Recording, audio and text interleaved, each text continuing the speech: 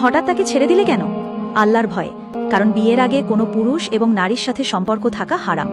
আরে সম্পর্ক হবে কেন? তোমরা তো শুধু কথাই বলতে, কোথাও তো একসাথে ঘুরতেও যেতে না। কিন্তু হাদিসে এসেছে, যখন কোনো পর পুরুষ এবং পর নারী একান্তে মিলিত হয় তখন সেখানে তৃতীয় জন হিসেবে শয়তান থাকে।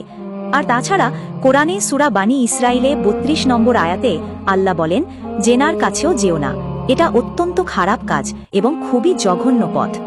কিন্তু যতদূর জানি সে তো দিনদার, আর তুমিও। জানামতে সে কখনো তোমাকে খারাপ কাজে উৎসাহ দিত না, বরং তোমাকে আরও খারাপ কাজ থেকে দূরে থাকতে বলতো। হ্যাঁ, তা সত্যি। কিন্তু হারামে জড়িয়ে থাকলে কেউ দিনদার থাকে না।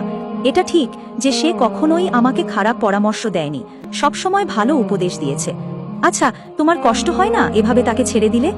না, কিন্তু কষ্ট হয় এই জন্য যে কেন আমি এতদিন হারাম সম্পর্কে জড়িয়েছিলাম।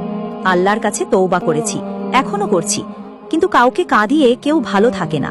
তার চোখের পানি যদি তোমার জন্য অভিশাপ হয়ে দাঁড়ায়, তখন তাকে এভাবে কষ্ট দেওয়া কি ঠিক হলো? আল্লাহর অবাধ্য হয়ে মানুষকে খুশি রাখার মধ্যে কখনো কল্যাণ থাকতে পারে না। কিন্তু মাঝে মাঝে তো একটু খোঁজ নিতে পারো, কেমন আছে, কি খবর। খোঁজ নেওয়াটা শয়তানের এক ধরনের ওয়াসওয়াসা। কোনো রকম যোগাযোগ নেই, এভাবে চলতে থাকলে যদি তাকে চিরদিনের জন্য হারিয়ে ফেলো। আল্লাহর ভাগ্যে রাখলে বিয়ে হবে, আর যোগাযোগ রাখলেই যে বিয়ে হবে তার কি নিশ্চয়তা আছে? আস্তাগফিরুল্লাহ। হারাম সম্পর্কগুলো এভাবেই একদিন শেষ হয়ে যাবে। আহ, আফসোস যারা এখনো এই সম্পর্কে জড়িয়ে আছে।